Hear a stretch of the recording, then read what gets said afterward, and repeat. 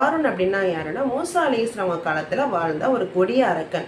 அவன் கொடிய அரக்கன் மட்டும் இல்லாம கொடிய கஞ்சனும் கூட. அல்லாஹ் இவனை பத்தி குரான்ல 78வது அத்தியாயத்துல 26வது வசனத்துல சொல்றான். எதுக்காக இவனை பத்தி இவ்வளவு விஷயங்கள் சொல்லியிருக்கான் அப்படின்னு நம்ம யோசிப்போம்.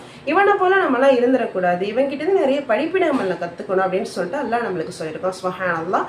அல்லாஹ் அவனுக்கு நிறைய செல்வங்களை கொடுத்திருந்தான். அதாவது செல்வ வளங்களை அருட்கொடைகளை அளவுக்கு அதிகமா கொடுத்திருந்தான். மக்கள் இடத்துல அவன் என்ன பண்ண அப்படின்னா அதை வச்சு பெருமை அடிச்சுக்கிட்டு இருந்தான். ரோட்ல போறப்ப வரப்பெல்லாம் பாரு, அல்லாஹ் எனக்கு எவ்வளவு கொடுத்துருக்கான், இதுக்கு தகுதியானவன் நான் மட்டும்தான், அதனாலதான் அல்லாஹ் எனக்கு கொடுத்துருக்கான், உங்களுக்கெல்லாம் கொடுக்கல. அதுக்கு மக்கள்லாம் சொல்லுவாங்க, காரூனே நீ மமதை கொள்ளாத, நீ பெருமை அடிச்சுக்கிட்டு தெரியாத, பூமியில பெருமையா நடக்கிறவங்கள அல்லாஹ் விரும்பவே மாட்டான். உனக்கு செல்வத்தை அல்லாஹ் கொடுத்துருக்கானா அது மக்களுக்கு தான தர்மம் செய்ய, அல்லாஹ் இடத்துல நீ ஜக்காத் செய்ய, நிறைய மறுமைக்கான செல்வமா இதை ஆக்க அப்படின்னு சொல்லிட்டு மக்கள் எந்த அளவுக்கு சொல்லணுமோ அந்த அளவுக்கு சொல்லுவாங்க. அப்பயும் அவன் அதை பெருசா எடுத்துக்கவே மாட்டான்.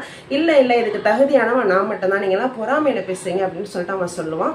காரூன் என்னென்ன விஷயங்கள்லாம் பண்ணியிருக்கான், காரூன் இன்னும் என்னென்னலாம் பண்ணால் அல்லாஹ் அவனுக்கு என்ன தண்டனைகளை கொடுத்தான் அப்படின்னு இன்ஷால்லா நம்ம அடுத்தடுத்த வீடியோவில் பார்ப்போம்.